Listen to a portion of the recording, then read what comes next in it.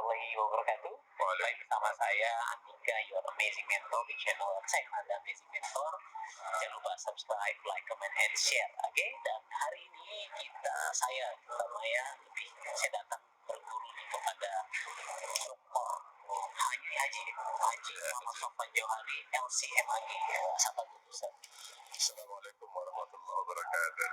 Jadi gini, kita akan membahas tentang apakah LM itu halal atau haram. Nah, ini penting kita bahas karena saya melihat banyak orang Indonesia sekitar 16 jutaan, mungkin 16 sampai 20 juta bahkan itu 16 sampai 20 juta bahkan itu mereka tergabung di bisnis atau marketing, dan mungkin sebagian besar muslim karena Indonesia muslim, dan penting harus tahu MLM itu halal atau haram, jangan sampai duit haram ternyata. Nah, ladies and gentlemen guys, kita sekarang kedatangan seorang Dr. Sofwan Johari. Saya mendatangi beliau disertasi beliau ini tentang Fatwa Ulama Indonesia dan Timur Tengah mulai model marketing.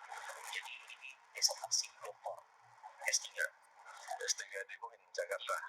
Kenapa Pak Ustaz, saya mau ini kenapa Ustaz antum mengambil apa judul ini? Oh gitu ya. Baik, Bismillahirrahmanirrahim. Jadi saya tertarik untuk menulis tentang multi level marketing karena saya melihat ini ada sesuatu yang kosong.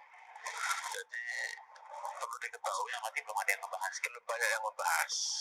Karena gini, kalau yang membahas tentang perbankan syariah sudah banyak, ya. Yang membahas tentang asuransi syariah sudah banyak, tentang pasar modal syariah sudah ada. Tapi kalau tentang multi level marketing syariah ini hampir tidak ada. Padahal banyak. Padahal ya perusahaannya di Indonesia ada sekitar 84 ya, yang resmi ya. Yang nggak resmi kabarnya sekitar 400. Di Malaysia saya dengar 1000 lebih. Ya. Nah, kalau bicara tentang hukum multi level marketing atau MLM, jadi ada kaidah yang perlu diketahui semua bahwa al-aslu fil muamalat al-ibahah hatta yadulla dalilun ala tahrimiha. Pada dasarnya transaksi muamalat itu adalah halal sampai ada dalil yang mengharamkan. Jadi jangan disamakan antara konsep fikih muamalat dengan konsep fikih ibadah. Muamalat itu hubungan sama manusia, dagang. Seputar bisnis, ekonomi, dan keuangan. Kalau fikih ibadah itu menyangkut rukun Islam kecuali syahadat. Jadi kalau syahadat tadi pembahasan di bab akidah. Ya. Jadi contohnya gini, kalau masalah ibadah, kaidahnya kan sebaliknya, al-aslu fil ibadat al-hadur. Prinsipnya ibadah itu kita nggak boleh kecuali ada contoh. Kalau saya misalnya mau merutinkan sholat setiap jam 5 sore misalnya, setelah sholat asar, nggak boleh. Kenapa? Karena nggak ada dalil yang menyuruh. Terus gimana? Ya udah jangan jalanin. Jadi kalau sholat jenazah bukan rutin, itu namanya sholat jenazah. Atau misalnya saya mau puasa setiap hari Rabu misalnya. Kenapa hari Rabu itu hari baik saya misalnya? Itu nggak boleh, nggak ada perintah. Terus gimana? Ya tinggalin. Nah, tapi kalau muamalat berbeda ya. Bermuamalat itu prinsipnya boleh kecuali ada yang mengharamkannya. Kecuali ada yang mengharamkan. Betul. Jadi kalau ditanyakan bagaimana hukum multi level marketing, pada dasarnya multi level marketing itu muamalat yang mubah. Tapi kita nggak bisa mengeneralisir karena muamalat multi level marketing ini kan tadi saya katakan banyak nih. Ya, banyak jenisnya. Banyak, betul modelnya. Jadi kita nggak bisa generalisir semuanya haram ataupun semuanya halal. Gitu. Jadi ada yang halal, ada yang haram, seperti halnya perbankan. Ada yang syariah, ada yang konvensional.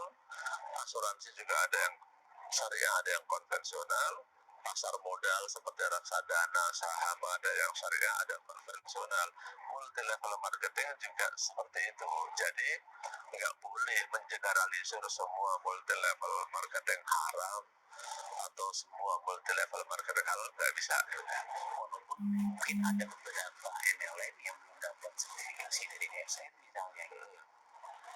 Apakah hal-halnya itu harus dapat itu dulu? Nah begini, sertifikasi sertifikasi halal dan sertifikasi syariah itu kan aturan negara untuk melindungi konsumen, untuk melindungi rakyatnya. Nah, contoh nih kalau kita beli bakwan buatan tetangga, halal apa haram? Halal. Ada level halalnya belum?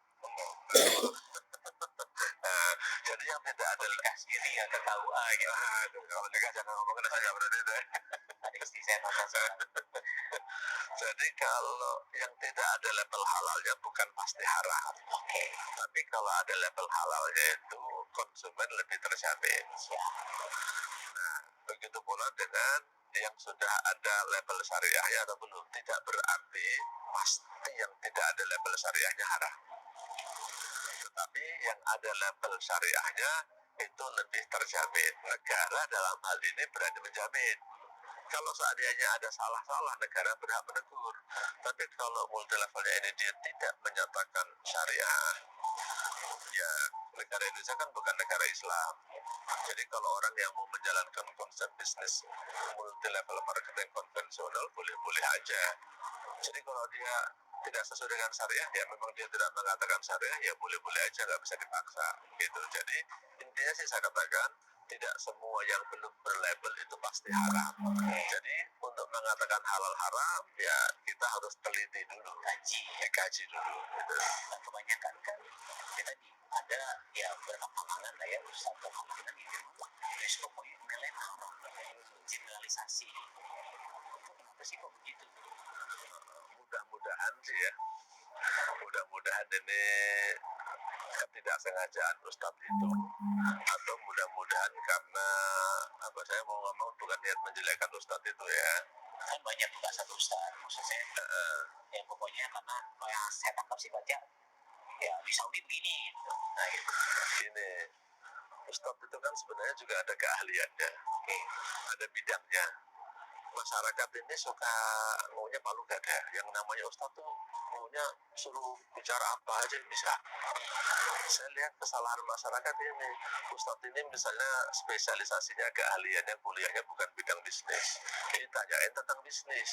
Ini mestinya ya janganlah. Kayak saya kalau disuruh ceramah yang bukan bidang saya, saya nggak mau.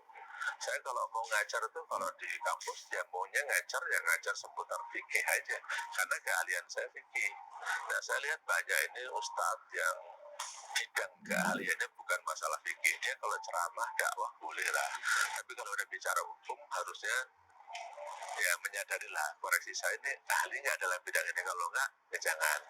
Sebab ada yang punya bahasa lain. Dulu ada mantan rektor UIN itu menyebutnya ini pelacuran intelektual ya. Gimana Ustaz? Pelacuran. Pelacuran intelektual itu orang yang ngomong bukan pada bidangnya, sehingga ya salah. Mungkin kalau Pak Andika ini kan dokter ya. Bukan bidang saya juga ya. Oh gitu ya. Jangan sampai terjadi malpraktek. Nah, itu jadi praktek-praktek yang gak resmi itu mungkin itu. Ya. Itulah kira-kira. Jadi serahkanlah sebuah urusan ke ahlinya. Ya, betul. Kalau enggak ya tinggal tunggu aja kesalahan-kesalahan. Betul. Kalau bahasa hadisnya kan idza wusidal amru ila ghairi ahlihi fantadiris sa'a. Kalau sesuatu diserahkan bukan pada bidangnya ya tunggu kehancuran kiamat. Nah, saya juga melalui rekaman ini saya berharap para ustadz yang tidak ngerti tentang bisnis syariah ya janganlah ngomong tentang bisnis syariah, ngomong tentang lain aja sesuai keahliannya supaya tidak membingungkan masyarakat. Tetapi saya berharap, saya doakan mudah-mudahan kesalahan ustadz berbicara, ya namanya manusia memang tidak ada yang sempurna, mungkin salah berpendapat ya mudah-mudahan itu diampuni oleh Allah lah. Tapi untuk berikutnya sih saya mensyaratkan jangan berbicara yang tidak kita ketahui gitu. Jadi sedikit tadi kan Ustaz bilang bahwa ya muamalah itu adalah mubah, boleh. Ketika ternyata apa namanya ada yang memfatwakan atau haram, istilah katanya kita harus cari apa yang menjadi haram, apa yang menjadi halal, sehingga kontekstualnya di Indonesia seperti apa. Dan apa akhirnya ada elemen halal atau yang haram itu itu semuanya. Nah, ini tadi bicara tentang disertasi saya ini kan judulnya tentang fatwa ya. masyarakat harus tahu bahwa fatwa itu adalah jawaban atas suatu pertanyaan. Jawaban atas sebuah pertanyaan. Yang mana pertanyaan itu didasarkan pada kasus yang terjadi. Ya. Sehingga fatwa yang di Saudi itu kan berdasarkan kasus yang terjadi di Saudi. Oke. Fatwa yang di Indonesia itu yang terjadi kasus di Indonesia. Fatwa itu bukan sama dengan syariat Islam itu sendiri. Oke. Kalau syariat itu kan ajaran-ajaran dari Islam, dari Quran dan hadis. Tapi kalau fatwa itu jawaban atas pertanyaan. Jawaban pertanyaan. Nah, jadi jawaban pertanyaan-pertanyaan di Saudi tentang multi level marketing itu didasarkan pada kasus multi level yang ada di Saudi. Kalau yang di Indonesia, ya di Indonesia. Nah, persepsi orang tentang multi level marketing di Saudi dengan di Indonesia juga tidak sama ternyata. Nah, contoh kasusnya memang ulama-ulama Timur Tengah banyak yang mengharamkan. Tapi jelas di dalam fatwa itu disebutkan kasusnya. PT-nya misalnya disebutkan ada bisnis, ada hibatul jaziroh misalnya. Nah, perusahaan-perusahaan ini kalau di Indonesia menurut aturan Indonesia ini tidak dikategorikan sebagai multi level marketing loh. Manikim. Nah, tapi ulama di sana memang menganggap manikim, skema piramida, dan multi level marketing itu masih dianggap sesuatu hal yang sama. Karena belum ada aturan yang membedakan. Oke. Sehingga fatwa yang di sana benar nggak salah untuk kasus multi level marketing yang di sana.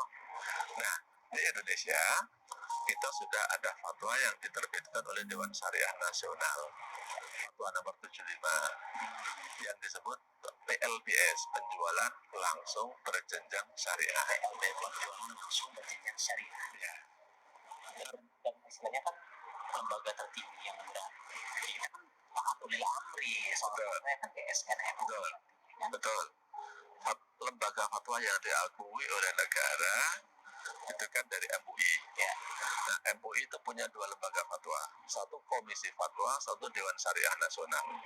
Untuk fatwa-fatwa yang terkait masalah bisnis dan keuangan sejak dibentuknya DSN atau Dewan Syariah Nasional, maka semuanya diterbitkan oleh DSN.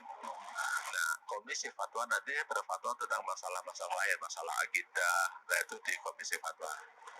Memang komisi fatwa pernah memutuskan tentang bunga bank itu sebelum dibentuknya DSN kan. Nah, tapi sekarang ini semua fatwa terkait bisnis dan keuangan itu DSN. Dan nah ini sesuatu yang menarik ya, bahwa fatwa DSN itu kebanyakan menjadi hukum positif, artinya hukum yang diberlakukan di negara. Kenapa?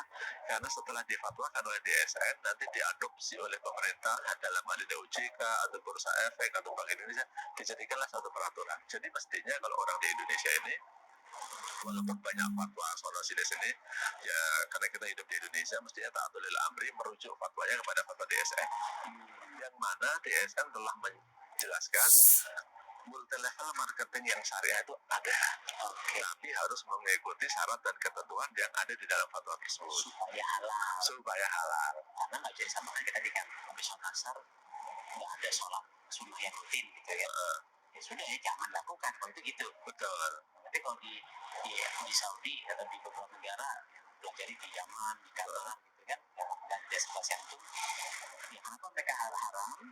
Karena konsepnya adalah mubah awalnya, dan pelajari jangan sampai kalau di sama jangan sampai jatuh ke haram. Ya, jangan mengikuti pola multi level marketing yang di sana itu kan. Nah, ikuti pola multi level marketing yang ditentukan syarat dan ketentuannya oleh DSN. Ini kalau kita mau di Indonesia supaya halal. Sebelum kita bahas ke poin-poin tersebut, mungkin Rasulullah nggak ada MLM, bid'ah ini baik, bagus. Ini saya mau keluarin sesuatu. Dari tadi belum keluar. Ini namanya apa ini? Fulus. Ini yang kata orang bil fulus mulus, tapi fulus mampus. Kalau ada fulus urusannya bisa mulus, nggak ada fulus mampus. Maaf, bercanda aja ya. Jadi ini uang rupiah. Ya. Zaman Rasulullah udah ada belum? Belum ada. Kalau gitu kita transaksi pakai rupiah gimana? Bid'ah dong. Bukan kita udah daripada yang katanya. Nggak ada tuntunannya. Makanya kita harus bedakan urusan fikih muamalat dengan fikih ibadah. Kalau fikih muamalat ya, jangan bilang sedikit-sedikit nggak ada di zaman Nabi, jangan ada yang salah itu. Kita harus berbisnis yang inovatif dan kreatif, menciptakan bisnis-bisnis yang baru sesuai dengan tuntutan zaman. Yang penting jangan melanggar batas-batas yang ditentukan oleh syariat Islam. Dalam hal ini apa? Jangan ada unsur maisir, gharar, riba. Asalkan kita bisa membentuk bisnis-bisnis baru yang terbebas dari unsur maisir, gharar, riba, orang menyebutnya maghrib. Coba sedikit jelaskan biar viewers kita. Maisir itu apa? Maghrib artinya satu maisir itu judi ya. Jadi kalau dibahas judi panjang nih, tapi ciri-cirinya judi itu gini biasanya, transaksinya belum jelas, hasilnya belum jelas. Kalau saya bayar, ini dapat apa nih? Tergantung nasib, untung-untungan. Yang kedua, kalau ada yang untung maka ada yang rugi. Kalau yang untung ada yang rugi, Jadi orang bertransaksi itu cirinya judi. Yang kedua, goror tuh nggak jelas atau nipu. Ya kalau nipu udah jelas nggak boleh lah. Kalau goror tuh mana keduanya kan dan saya katakan tidak jelas. Misalnya nih, atau bilang nih, lagi naik mobil berdua, atau bilang ke saya, ada uang recehan ya? Saya bilang ada. Kemudian saya keluarkanlah uang recehan. Saya kasih 2.000 misalnya. Nah, 2.000 ini ketika saya kasih ke antum nih, antum ya, ini uang apa ini? Sedekah apa utang? Akadnya nggak jelas nih. Akadnya nggak jelas. Jangan-jangan niat saya ngutangin, antum pahamnya sedekah nih. Besok saya tagih. Ini goror. Segitunya betul. Ini haram. Kalau saya kasih contoh lagi, ojek tuh. Kadang-kadang ini saya lihat orang naik ojek yang pangkalan ya. Pak ojek pak, antar saya ke sono. Naik aja dia. Sampai sana dikasih duit, misalnya 10.000. Tukang ojeknya nggak mau. Maunya 20.000. Kaget. Enggak, saya biasanya 10.000. Tukang ojek, enggak, saya biasanya 20.000 nih. Akhirnya gimana? Akhirnya mungkin si penumpangnya, yaudah kalau nggak mau balikin lagi ke sana. Rugi 2 kali ya. Nah ini kesalahannya adalah goror. Itu akadnya nggak jelas. Di awal nggak ada. Betul. Pak anterin saya ke sana bayar berapa harusnya ada itu. Yang satu lagi adalah riba. Nah, riba ini masalah yang paling rumit ini. Artinya perlu penjelasan yang panjang.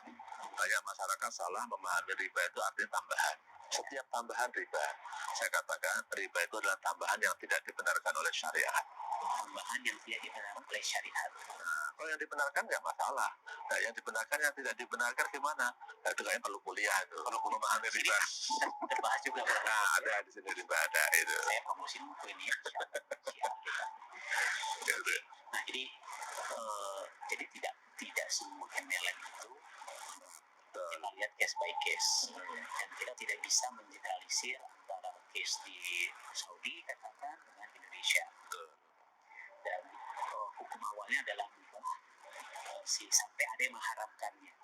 Sampai ada bukti-bukti atau hal yang menyebabkan dia haram. Artinya kita sebagai manusia beriman, manusia berakal, kita harus bermain, bermuamalah, berbisnis, jangan sampai kita melanggar batasan. Betul. Sekarang MUI, EDSN ini sudah punya batasan-batasan tersebut. Apa aja tuh supaya MLM ini halal? Oke. Batasan-batasannya secara detail mungkin ada di sini ya. Ada 12 persyaratan. 12 persyaratan. Saya mungkin nggak bisa bahas semuanya, tapi sebagian. Contohnya gini, yang namanya multi level marketing itu harus ada produknya. Harus ada produknya. Kalau nggak ada produk ya ini mau apa nih kalau nggak ada produk nih? Betul. Yang kedua, produk itu malah ke mandikin nanti. Yang kedua, produk yang dijual itu harus produk yang halal. Nah, kemudian misalnya lagi tidak boleh ada praktek manikin. Tidak boleh ada manikin. Dari bentuk umum, tanpa ada produk gitu ya. Betul. Tidak boleh ada excessive markup. Jadi menaikkan harga yang berlebihan. Jadi ini dalamnya ada, ini aturan buat perusahaan nih. Ya. Perusahaan ketika menjual barang itu harus dijual dengan harga yang wajar.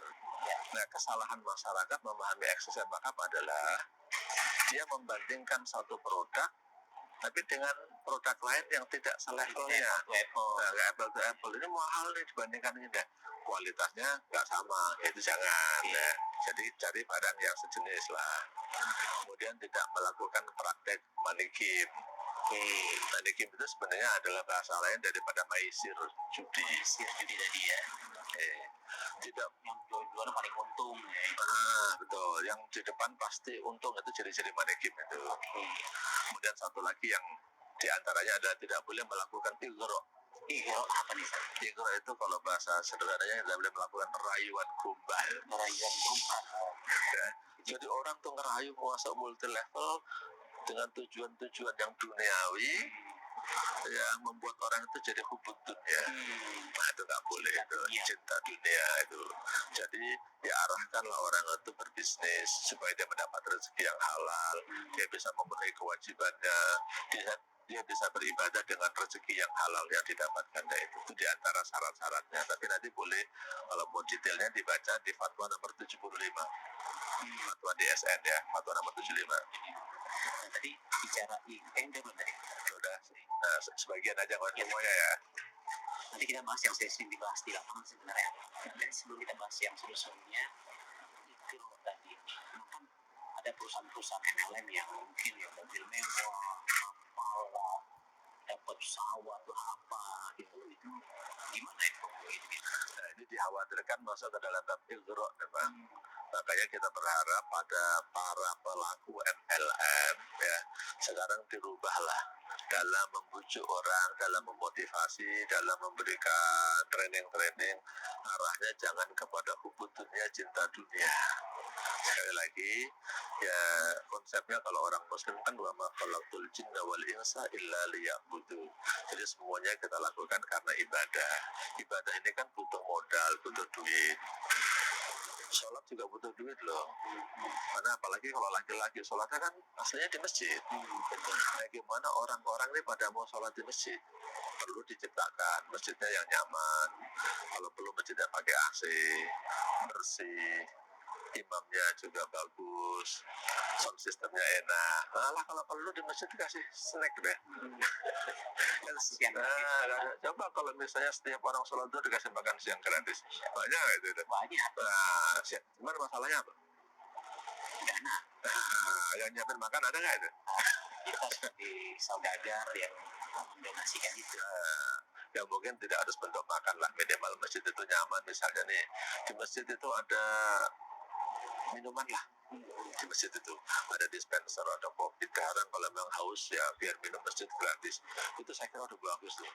Itu akan mendorong orang mau datang dan merasa nyaman di masjid itu. Bagi orang-orang tertentu ya kita jangan generalisir dengan tingkat keimanan kita, ya harus ikhlas dong. Ikhlas itu pelajaran nomor 2 kalau saya bilang. Nomor 1 orang gimana mau ke masjid dulu. Ya kan? Rasulullah mengajarkan kalau kamu punya anak umur 7 tahun, ajarin dia sholat, suruh sholat. 10 tahun nggak mau sholat boleh dipukul. Nanti anak bisa protes nih. Daripada saya sholat gak ikhlas, mendingan gak sholat. Kalau gitu gimana? Malah jadi salah. Salah kan? Maka kalau saya bilang, yang penting anak sholat dulu, ikhlas nanti. Jadi bagaimana masyarakat itu mau ke masjid dulu. Urusan ikhlas nanti kalau udah di masjid baru dididik menjadi ikhlas. Itu tahapannya. Artinya tadi kita bicara walaupun ada perusahaan-perusahaan MLM yang memang menawarkan hadiah-hadiah yang fantastis, ya dicek dulu itu benar nggak, dapat dari mana. Karena nggak boleh tadi ya kalau dari kualitas produknya dikurangi jadi. Oh iya betul, itu ada bab namanya maisir judi ya, bahwa hadiah yang diberikan oleh perusahaan itu bisa menjadi maisir, bisa tidak. Nah itu nanti kita akan mengecek ya. Kita maksud saya di sini adalah otoritas dalam beliau, kalau saya mewakili DSN ya, Dewan Syariah Nasional. Itu anggota DSN MPI. Jadi saya ini memang anggota DSN yang ditugaskan untuk mendampingi perusahaan-perusahaan menjadi pengawas. Kalau ada hal yang tidak sesuai dengan syariah, maka kewajiban saya harus menegur, memberikan nasihat, memberikan masukan. Jadi kalau ada yang melanggar, dikasih tahu, bukan langsung dipecat. dicabut enggak, dikasih tahu Pak ini harus begini-begini. Kalau dia mau, alhamdulillah, tawasaw bil haq dan tawasaw bis sabr. Tapi kalau dia nggak mau, nah nanti izinnya bisa dicabut. Karena saya bisa melapor kepada otoritas atau pemerintah ini nggak mau taat nih. Gitu. Jadi kita harus ngecek dulu nih masalah hadiah-hadiah tadi. Jadi kita nggak bisa generalisir juga apakah ini judi atau tidak judi. Uangnya dari mana nih? Kalau uangnya itu adalah dari uang perusahaan, dari dana promosi misalnya, dana iklan, contohnya seperti itu, bisa jadi halal. Tapi kalau dia misalnya harganya di up, jadi misalnya harga produknya aslinya 10.000, sekarang karena ada hadiahnya produknya jadi 15.000 nih dijualnya. 5.000 itu ditampilkan 5.000 itu sebenarnya ada perjudiannya. 10.000 adalah harga produknya, itu jadi haram. Nah, makanya kita harus cek nanti hadiahnya dari mana. atau bukan hanya harga tetap tapi kualitas barangnya dikurangi. Ya betul, itu juga sama, itu nggak boleh. Betul. Di taktiknya bukan menambah harga tapi mengurangi konten produk atau kualitas produk atau isinya gitu ya. Itu nggak boleh. Oke, nah